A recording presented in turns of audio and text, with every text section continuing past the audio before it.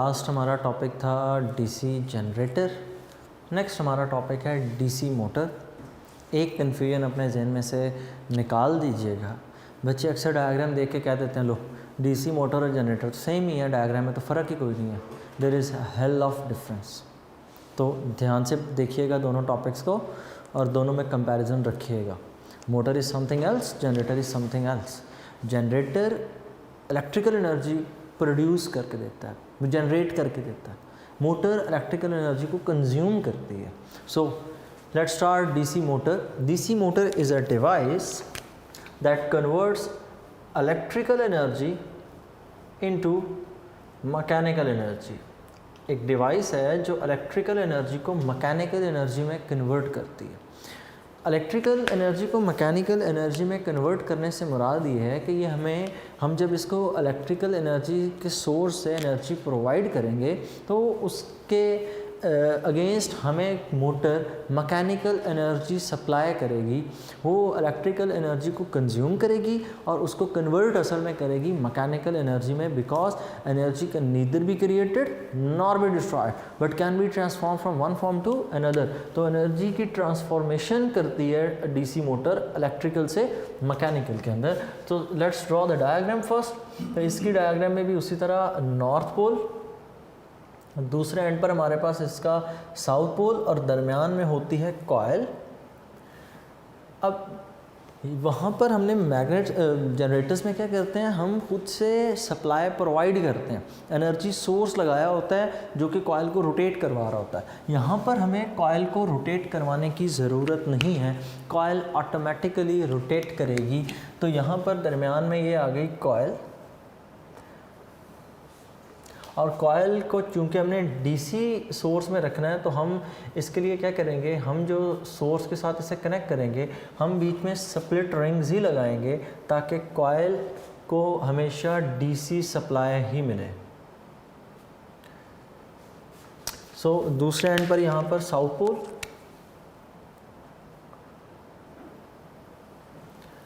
Magnetic field lines हमेशा north से किधर होती हैं जी, साउथ की तरफ। तो मैग्नेटिक फील्ड लाइंस नॉर्थ से आ जाएंगी साउथ, और इस कॉयल को यहाँ पर हम लोगों ने अटैच करना है स्प्लिट रिंग्स के साथ। यहाँ पर उसी तरह स्प्लिट रिंग, वही पार्ट जो जनरेटर के अंदर था, सो कॉल्ड कम्यूटेटर। तो यहाँ पर हम यूज़ करेंगे split ring. Split ring current के कनेक्शन को स्टेबल बनाता है कि अगर कॉयल रोटेट कर रही है तो रोटेट करते वक्त उसमें करंट की डायरेक्शन को कांस्टेंट रखेगा। मतलब चाहे साइड ए बी यहाँ पर है, चाहे साइड सी डी है, यहाँ पर हमेशा करंट अपवर्ड रहेगा डिपेंडिंग अपॉन द बैटरी। कि आप जिस तरह से बैटरी को कनेक्ट करेंगे उसी तरह से वर्किंग करनी है। और यहाँ पर साथ स्प्लिट रिंग्स के साथ लगा होता है जी कार्बन ब्रशेस। ये हमारे पास आ गया जी कार्बन ब्रशेस। इनको हमने अटैच कर देना है बैटरी के टर्मिनल्स के साथ, और बैटरी यहाँ पर करंट सप्लाई करेगी। यहाँ पर हम करंट के लिए रख देते हैं पॉजिटिव, यहाँ पर रख देते हैं नेगेटिव। करंट यहाँ से फ्लो करेगा, यहाँ से अपवर्ड, यहाँ से होता हुआ डाउनवर्ड, और बैटरी के नेगेटिव टर्मिनल पे वापस। जब कॉयल रोटेट करेगी तो इस वाले पोर्शन को हमेशा पॉजिटिव से कनेक्ट रहेगी, और ये वाला जो टर्मिनल है ये स्प्लिट रिंग का हमेशा नेगेटिव के साथ कनेक्ट रहेगा। अब याद रखिएगा ये जो टर्मिनल्स होते हैं ना, ये कनेक्टेड होते हैं स्प्लिट रिंग्स के साथ। तो रोटेट असल में जो कॉयल और स्प्लिट रिंग कर रहे होते हैं, और वो स्लाइड किसके ऊपर कर रहे होते हैं, कार्बन ब्रशेस के ऊपर कर रहे होते हैं। ठीक है, तो यूँ इस सर्किट में करंट फ्लो करेगा, और करंट जब हम खुद से प्रोवाइड कर रहे हैं तो हम कौन सी एनर्जी सप्लाई कर रहे हैं, we are supplying electrical energy. और कॉयल ने रोटेट करने पर हमें एनर्जी कौन सी प्रोवाइड करनी है, मैकेनिकल एनर्जी, बिकॉज करंट जब पास करेगा तो कॉयल रोटेट करेगी। कॉयल किस तरह से रोटेट करेगी और कॉयल के रोटेट करने पर प्रिंसिपल कौन सा है, आइए उसको डिस्कस करते हैं। सबसे पहले आप लोगों ने इसमें डीसी मोटर डेफिनेशन के बाद दूसरी चीज़ जो हमने इसमें लिखनी होती है, हम दूसरी चीज़ इसमें लिखते हैं इसका वर्किंग प्रिंसिपल, कि इस कॉयल के रोटेट करने का वर्किंग प्रिंसिपल कौन सा है। तो इस कॉइल के रोटेट करने पर वर्किंग प्रिंसिपल है force on a current carrying conductor in a uniform magnetic field.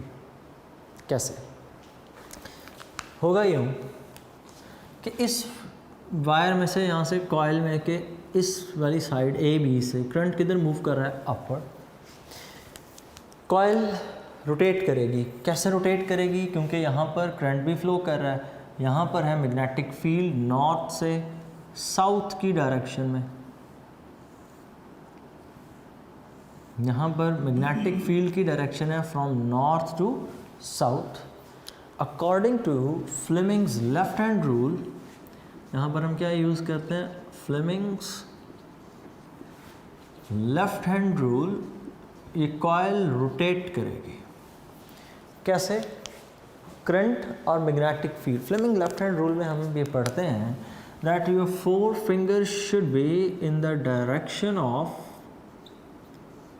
Magnetic field B, that is always from north to south, that your middle finger should be in the direction of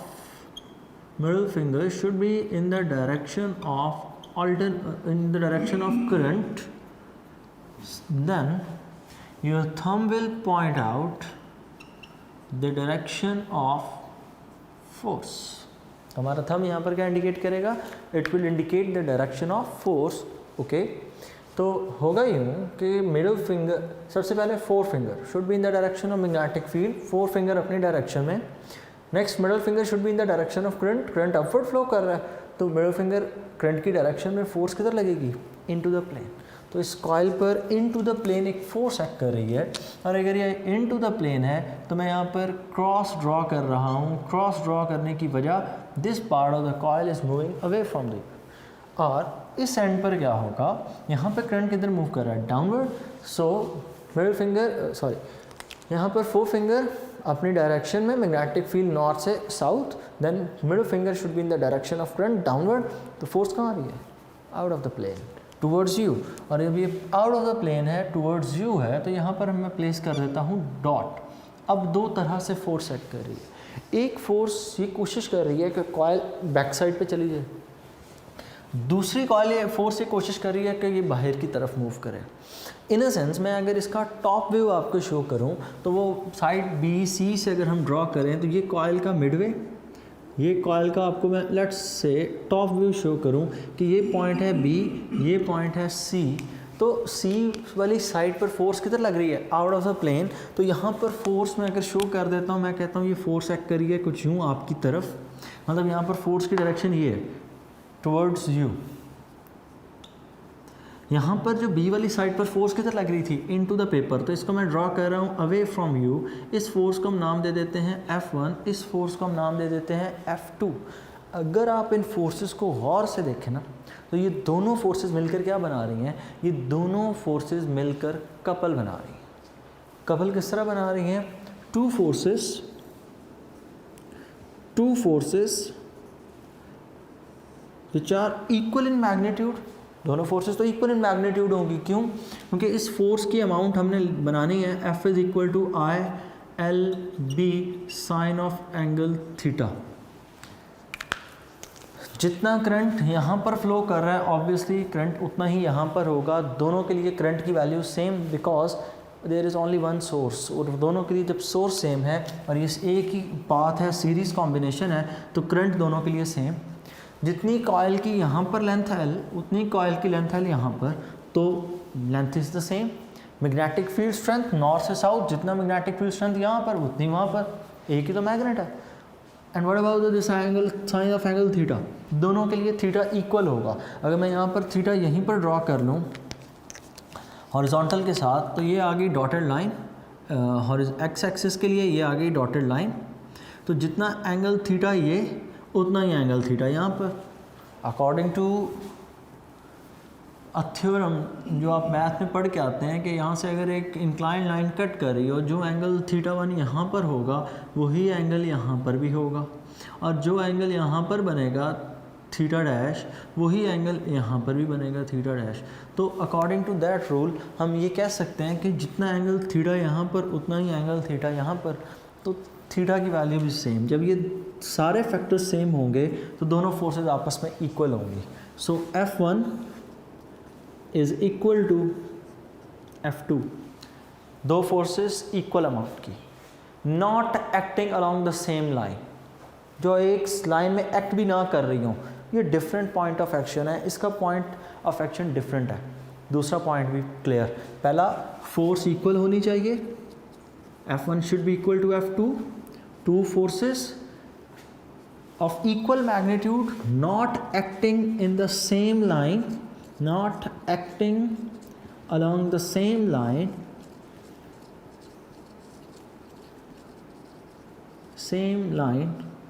combine to form a couple। वो मिलकर क्या बनाती हैं, वो मिलकर क्या बनाती हैं, कपल बनाती हैं। तो यूँ ये दोनों फोर्सेस एक्ट करेंगी कपल के तौर पर, और ये कपल के तौर पर जब एक्ट करेंगी तो कॉइल को मुसलसल रोटेट करवाती रहेंगी इस डायरेक्शन में। और डायरेक्शन कौन सी बनती है, दिस इज़ क्लॉकवाइज डायरेक्शन। तो कॉइल क्लॉकवाइज डायरेक्शन में रोटेट करना शुरू हो गई। ये क्लॉकवाइज डायरेक्शन को भी यहाँ पर जहन में रखना बहुत ज़रूरी है कि कॉइल किस तरफ रोटेट करेगी, क्लॉकवाइज। आगे चल के हमने इसके ओपोजिट भी चलना है, हमने इसके ओपोजिट इसलिए चलना है कि हम इसमें इफ़ेक्ट डिस्कस करते हैं, हम यहाँ पर इफ़ेक्ट डिस्कस करेंगे आगे चल के कि इसके भी ओपोजिशन होनी है। बहरहाल ये आप जहन में रखिएगा कि ये वाली कॉइल इस वक्त किस तरह रोटेट कर रही है, it is moving rotating clockwise. तो क्लॉकवाइज मूव करते वक्त फोर्स एक्ट कर रही है, टर्निंग इफेक्ट ऑफ फोर्स भी है। जब फोर्स एक्ट कर रही हो और फोर्स का टर्निंग इफेक्ट हो तो तब हम उसे क्या नाम देते हैं, हम उसे नाम देते हैं टॉर्क। तो डीसी मोटर का जो वर्किंग प्रिंसिपल है, that working principle is torque on a current carrying coil, torque on a current carrying coil, see torque on a current carrying coil in uniform magnetic field, कि एक uniform magnetic field के अंदर जब current carrying coil move करती है तो move करते वक्त उस पर टॉर्क एक्ट करता है। और ये जो टॉर्क की अमाउंट है, ये टॉर्क की अमाउंट कितनी होगी, तो उसके लिए हमने फार्मूला पढ़ा था, this torque is equals to N I number of turns amount of current B A cos of angle theta. और ये एरिया हम किस तरह से बनाते थे, रेडियस ऑफ द कॉइल, वो यहाँ से लेकर ये डिस्टेंस रेडियस, चूँकि कपल एक्ट कर रहा है दोनों तरफ से फोर्स एक्ट करेगी तो डबल रेडियस, और डबल रेडियस से मुराद क्या हो जाएगा, विड्थ ऑफ द कॉइल, ये पूरी side that is the width, और ये पूरी side this is the length of the coil. तो जब लेंथ और विड्थ मल्टीप्लाई होंगी then it will be equal to the area of the coil. So from here we can say that the turning effect किस factor पर depend करेगा, this turning effect will depend upon, this turning effect is directly proportional to the number of turns.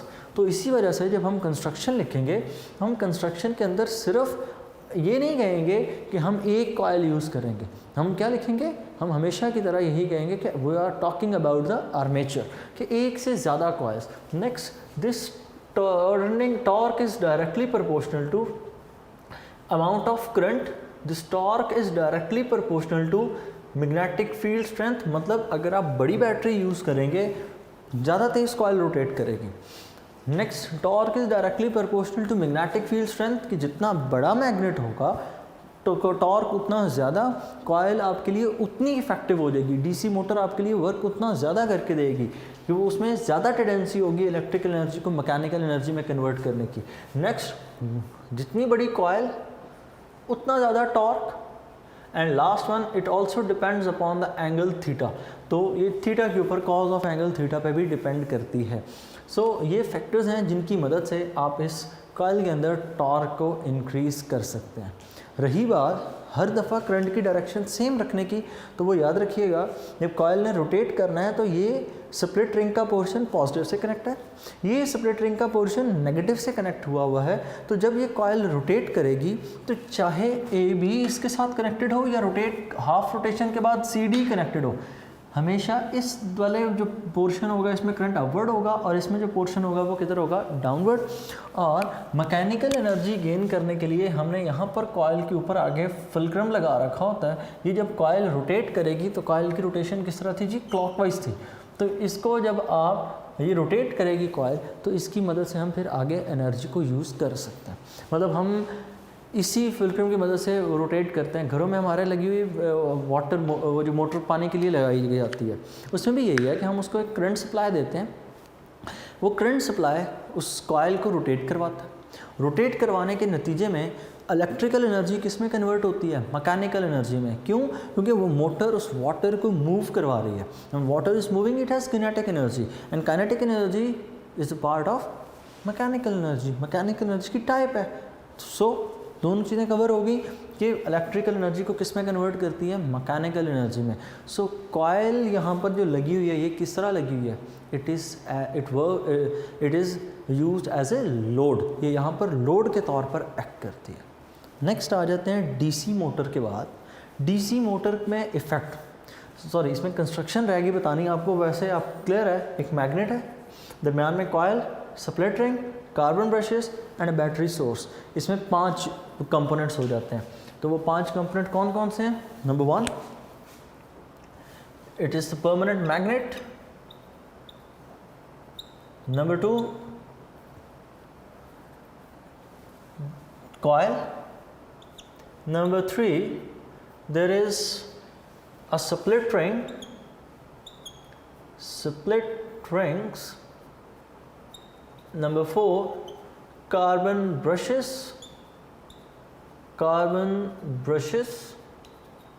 and the last one is a power source, an energy source, electrical energy source, you can say a battery. क्या आप इसके साथ connect करते हैं एक battery को, एक DC source कह लें कि डीसी सोर्स, बैटरी ही कनेक्ट करनी है क्योंकि डायरेक्ट करंट मोटर है, तो डायरेक्ट करंट का सोर्स ही। हमारे घरों में जो मोटर लगी है वो अल्टरनेटिंग करंट सोर्स पर होती है, तो उसके अंदर हम कंपोनेंट यूज़ करते हैं जो अल्टरनेटिंग करंट को डायरेक्ट करंट में चेंज करता है। डीसी सप्लाई, ऐसा ही कंपोनेंट हमारे यूज़ किया जाता है कंप्यूटर्स के अंदर, मोबाइल फ़ोन्स के अंदर। हमारे मोबाइल फ़ोन के अंदर अल्टरनेटिंग करंट नहीं है, डायरेक्ट करंट है। हम जो इसको सप्लाई देते हैं वो कौन सी है? That supplies alternating supply. लेकिन मोबाइल फ़ोन के अंदर, सेल फ़ोन के अंदर जब हम एनर्जी स्टोर करते हैं कैपेसिटर, उसकी बैटरी के अंदर, तो वहाँ पर स्टोर होती है in the form of direct current. इसके लिए हम टर्म यूज़ करते हैं, इसका कंपोनेंट जो है that is called power supply. वो पावर सप्लाई क्या काम कर रही होती है? That converts alternating current into direct current. बहरहाल डीसी मोटर ये मोटर है, ये इलेक्ट्रिकल एनर्जी को किस में चेंज करती है? मैकेनिकल, ये स्टोर नहीं करती। नेक्स्ट इसमें जो पोर्शन है दैट इज़, हमने इस कॉयल के अंदर पढ़ना है बैक ईएमएफ इफेक्ट। जनरेटर के केस में कौन सा इफेक्ट था? Back motor effect. मोटर्स के केस में इफेक्ट कौन सा है? Back EMF effect. देखिए ना, सोचने की बात यह है कि जब ये कॉयल रोटेट करेगी ना, तो कॉयल रोटेट कहाँ पर कर रही है? कॉयल रोटेट कर रही है मैग्नेटिक फील्ड के अंदर। कॉयल जब मैग्नेटिक फील्ड के अंदर रोटेट करेगी, तो जब कॉयल प्लेन पड़ी है, फ्लक्स ज़ीरो होगा। कॉयल परपेंडिकुलर होगी, फ्लक्स मैक्सिमम होगा। कॉयल रोटेट करके यहाँ पर आ गई, फ्लक्स फिर मिनिमम होगा। मतलब जब कॉयल रोटेट कर रही है, एक करंट तो उसके पास अपना है जो ये प्रोवाइड कर रहा है। दूसरा क्या है कि कॉयल मैग्नेट के अंदर रोटेट कर रही है। वो जब मैग्नेटिक फील्ड के दरमियान में रोटेट करेगी, ईएमएफ इंड्यूस होगी according to Faraday's law of electromagnetic induction. So यहाँ पर हमारा दूसरा इसका कॉन्सेप्ट स्टार्ट होता है, back EMF effect in motors. Back EMF effect in motors, कि मोटर्स के अंदर back EMF effect in motors. अब यहाँ पर एक दफ़ा फिर फ्लेमिंग्स राइट हैंड रूल आपके काम आएगा। जब आपने फोर्स फाइंड करनी हो तो फ्लेमिंग्स लेफ्ट हैंड रूल, जब आपने ईएमएफ की डायरेक्शन फाइंड करनी हो Fleming's right hand rule. So यहाँ पर हम यूज़ करेंगे, for this case we will use Fleming's right hand rule. ये वही रूल जो आपने जनरेटर्स के केस में पढ़ा था, Fleming's right hand rule. Fleming का राइट हैंड रूल क्या स्टेट करता है? Fleming right hand rule states that your thumb should be in the direction of thumb of right hand. Your thumb of the right hand should be in the direction of velocity of the coil or the motion of the coil. Velocity of the coil. Number 2, your forefinger should be in the direction of magnetic field. Your forefinger should be in the direction of magnetic field. Should be in the direction of magnetic field. And the last one, your middle finger will be in the direction of current. तो middle finger की direction किधर होगी जी? Middle finger will be in the direction of current. So अगर इस चीज़ को हम देखें तो यहाँ पर ईएमएफ इंड्यूस होगी. ये जो करंट है ये कौन सा है? ये इंड्यूस करंट है. मैं इसके साथ प्रॉपर नाम लिख देता हूँ, आपका कॉन्सेप्ट क्लियर होना चाहिए. कहीं ऐसा ना हो कि आप इस करंट जो यहाँ पर फ्लो कर रहा है इस बैटरी की वजह से वो समझ लें. तो इंड्यूस्ड करंट, करंट की डायरेक्शन देख लें. जो ओरिजिनल करंट फ्लो कर रहा है इस वक्त सर्किट के अंदर ड्यू टू दिस बैटरी, इसकी डायरेक्शन है क्लॉकवाइज, एंटी क्लॉकवाइज. सॉरी, यहाँ से फ्लो कर रही हूँ, दिस डायरेक्शन इज क्लॉकवाइज. कि अभी जो असल में करंट फ्लो कर रहा है, रियल जो इसमें आया है वो क्लॉकवाइज फ्लो कर रहा है. अब बैक ईएमएफ इफेक्ट क्या होगा? एक एंटी क्लॉकवाइज करंट जनरेट होगा. एंटी क्लॉकवाइज करंट जनरेट होने की रीज़न क्या है? उस कॉइल का रोटेट करना किस डायरेक्शन में? क्लॉकवाइज. कॉइल क्लॉकवाइज रोटेट कर रही थी, जिसकी वजह से उसके अंदर क्लॉकवाइज रोटेशन के दौरान हो क्या रहा था कि कॉइल घूमते वक्त अपना फ्लक्स चेंज कर रही थी. कहीं पर फ्लक्स की वैल्यू ज़्यादा, कहीं पर फ्लक्स की value come, depending upon the situation. ठीक है. अब जब फ्लक्स चेंज होगा तो हमें पता है ईएमएफ इंड्यूस होती है. ईएमएफ क्यों इंड्यूस होगी? According to Faraday's law of electromagnetic induction, EMF is equal to minus N delta phi over delta T. Flux change हो गया, ईएमएफ तो इंड्यूस होनी है. और इसी इफेक्ट को हम क्या नाम देते हैं? This effect is called back EMF effect. और बैक का वर्ड क्यों यूज़ करते हैं? दिस माइनस साइन, ये minus sign back EMF effect के लिए कि ऑपोजिट डायरेक्शन में. अगर इस सर्किट के अंदर करंट क्लॉकवाइज है तो इंड्यूस करंट किस तरफ होगा? Anti clockwise. इंड्यूस करंट की डायरेक्शन किस तरह होगी? Anti clockwise. तो फ्लेमिंग राइट हैंड रूल लगाते हैं, इंड्यूस करंट की डायरेक्शन देखते हैं कहाँ आएगी. वेलोसिटी ऑफ द कॉइल इस पॉइंट पर आपकी तरफ आ रही है. मैंने डायरेक्शन ड्रॉ की थी, मैंने कहा था क्लॉकवाइज रोटेट कर रही है. सॉरी, क्लॉकवाइज रोटेट करे तो ये आपसे अवे जाती. अगर ये सिचुएशन हो तो मैग्नेटिक फील्ड अपनी डायरेक्शन में, वेलोसिटी ऑफ द कॉइल किधर है? Into the plane. करंट की डायरेक्शन किधर आएगी? डाउनवर्ड. ठीक है. कॉइल किस तरह रोटेट कर रही है? क्लॉकवाइज. क्लॉकवाइज रोटेट कर रही है तो ये सिचुएशन आपके लिए यूँ है कि यहाँ से कॉइल आपसे अवे मूव कर रही है, क्रॉस लगा हुआ है. तो कॉइल किधर मूव कर रही है? Into the plane. तो वेलोसिटी थंब किधर? Into the plane. Magnetic field four finger की डायरेक्शन में. करंट किधर होगा? डाउनवर्ड. ये कौन सा करंट है? This is the induced current. और ये मेरा राइट हैंड है, राइट हैंड रूल.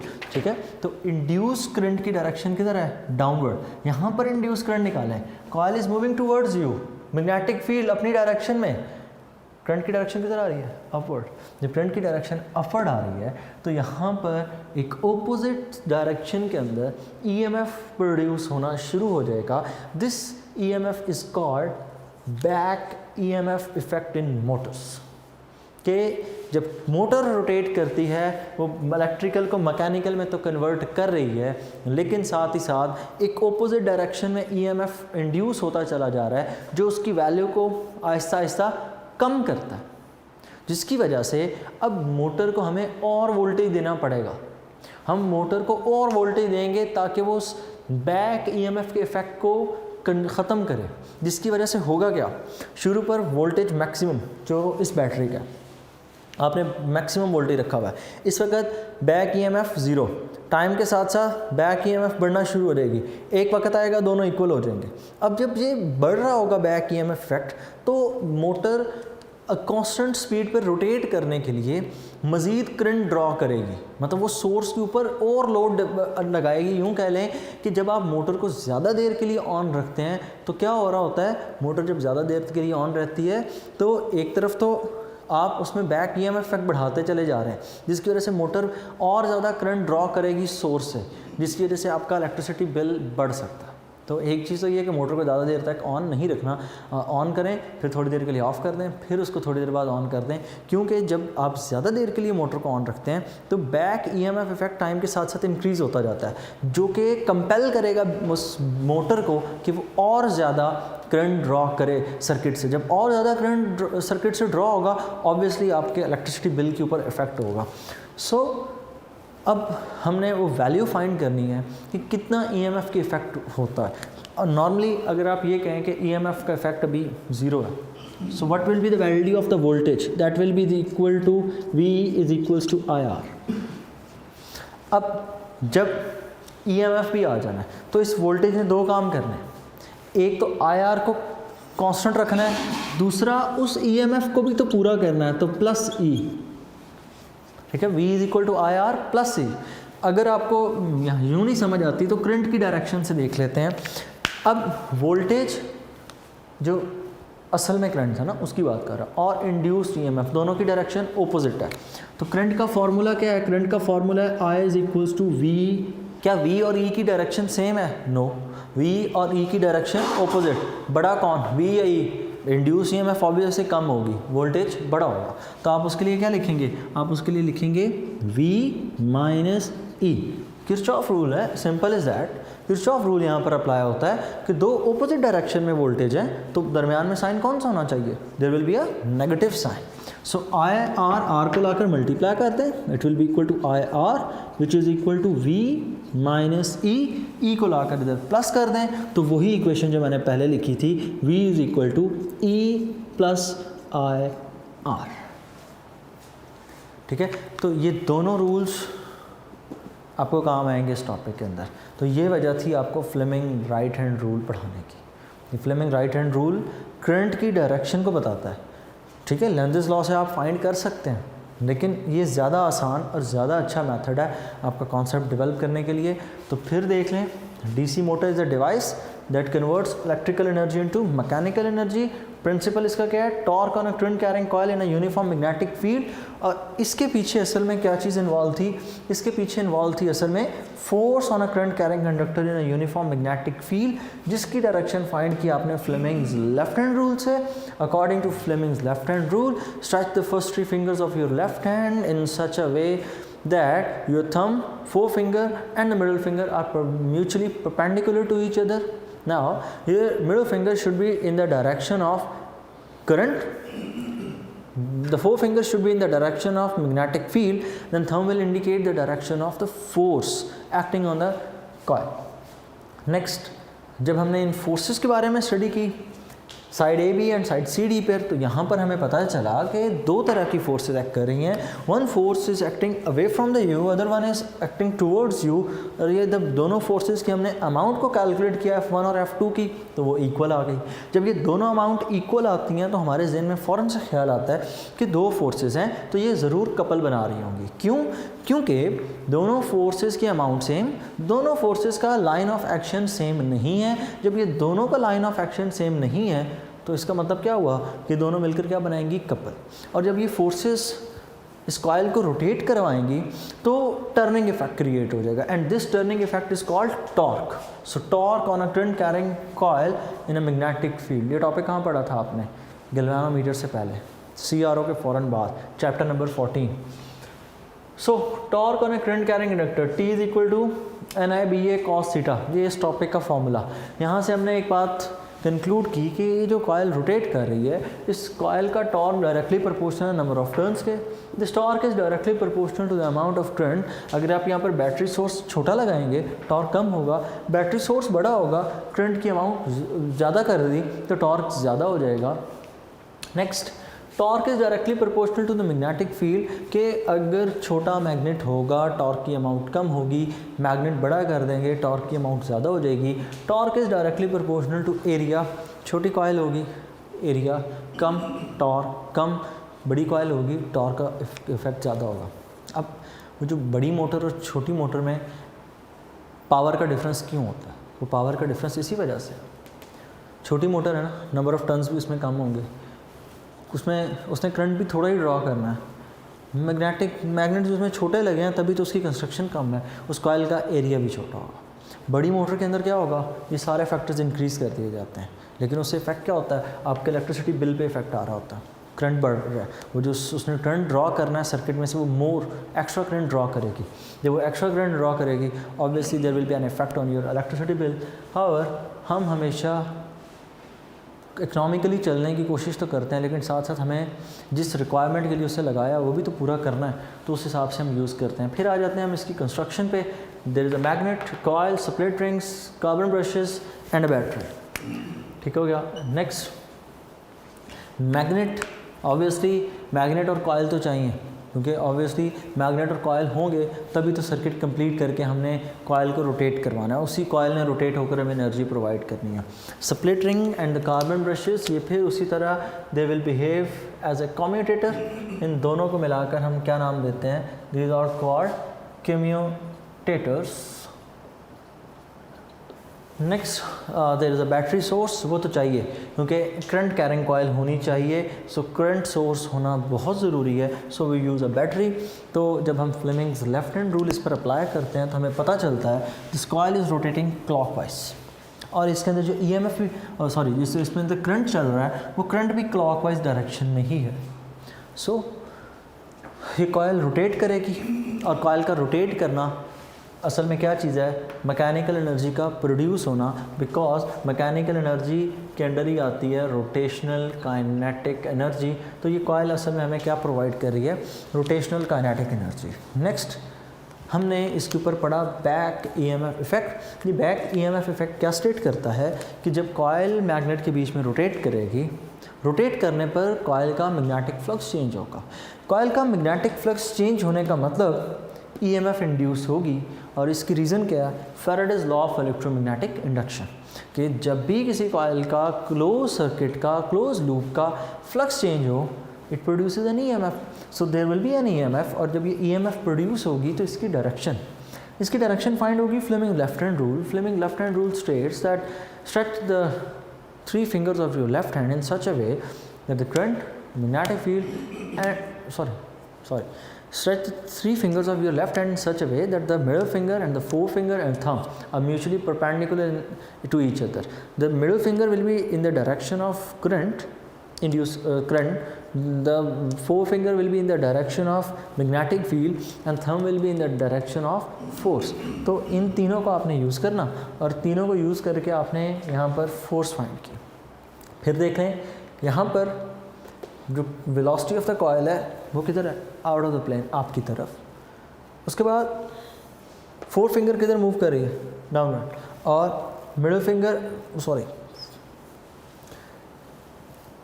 सबसे पहले फोर फिंगर नॉर्थ से south, middle finger should be in the direction of induce current, वो तो ऑब्वियसली बता देगा। और ये वेलोसिटी जो थंब वेलोसिटी की डायरेक्शन में है, असल में यहाँ पर ये वेलोसिटी की जगह जो कंपोनेंट यूज़ होता है वो कंपोनेंट कौन सा यूज़ होता है, फोर्स यूज़ होता है ना। तो जिस डायरेक्शन में वेलोसिटी ऑफ द कॉइल होगी उसी डायरेक्शन में फोर्स एक्ट कर रही है ना, तभी तो कॉइल उस तरफ रोटेट कर रही है।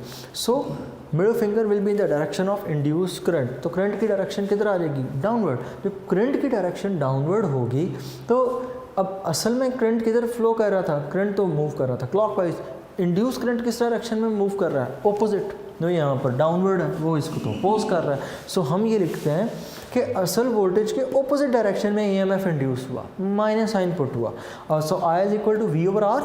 तो V टोटल कितना हो जाएगा सर्किट के अंदर, V माइनस E, कि एक करंट मूव कर रहा है अपवर्ड और जो इंड्यूस्ड है वो इसके ऑपोजिट मूव कर रहा है, दोनों एक दूसरे को कैंसिल आउट करेंगे। अगर वो दोनों एक दूसरे को कैंसिल आउट करेंगे तो V माइनस E अगर तो इक्वल हो गए तो फिर तो मोटर जल जाएगी, ठीक है ना, बर्नआउट। अगर I और V इक्वल हो जाएं तो मोटर बर्नआउट हो जाएगी। क्यों, V minus E zero, circuit के अंदर करंट कितना हो जाएगा, ज़ीरो। सर्किट के अंदर करंट ज़ीरो होने का मतलब अब आपकी मोटर बर्नआउट हो चुकी है। इसी वजह से ये कहा जाता है कि आपने मोटर को ज़्यादा देर तक ऑन नहीं रखना। क्यों, ज़्यादा देर तक ऑन रखेंगे बैक EMF इफेक्ट बढ़ता जाएगा, वो ये ऑपोजिट डायरेक्शन में EMF बढ़ते बढ़ते अप्लाइड वोल्टेज के बिल्कुल इक्वल हो जाएगी। और जब ये दोनों इक्वल हो गए सो करंट कितना हो जाएगा सर्किट के अंदर, ज़ीरो हो जाएगा, बिकॉज V E के इक्वल है, माइनस करें ज़ीरो, करंट ज़ीरो, मोटर चल रही है। सो इस सारे कॉन्सेप्ट को पढ़ें, याद करें। बुक पे इतना डिटेल में नहीं लिखा, बोर्ड में लॉन्ग क्वेश्चन आता है, तो लॉन्ग क्वेश्चन जब आए तो ये सारे के सारे फैक्टर्स आपको उसी तरतीब से लिखने पड़ेंगे। Definition, principle, construction, diagram, principle किन किन फैक्टर्स पे डिपेंड करता है, वर्किंग के बाद पूरे का पूरा फ्लेमिंग लेफ्ट हैंड रूल बताएं उसमें, बिल्कुल फ्लेमिंग लेफ्ट हैंड रूल से आप करंट की direction each and everything explain करें, और then Fleming's right hand rule, और फ्लेमिंग राइट हैंड रूल लगाने के बाद सारे का सारा इसको वाइंड अप करें, कपल के बारे में जिक्र करें, टॉर्क की डिटेल बताएं, करंट की डायरेक्शंस को बताएं, और बैक ईएमएफ इफेक्ट इन मोटर अंडरस्टूड आपने लिखना होता है। डीसी मोटर का टॉपिक आए साथ ये लिखना कंफर्म हो जाता है कि ये आपने लिखना ही लिखना है। तो इसको याद करें। नेक्स्ट आप मिलेंगे आपका चैप्टर का last topic, that is transformer, one of the most important. कोशिश कीजिए कि वो लेक्चर मिस ना हो। अल्लाह हाफिज़।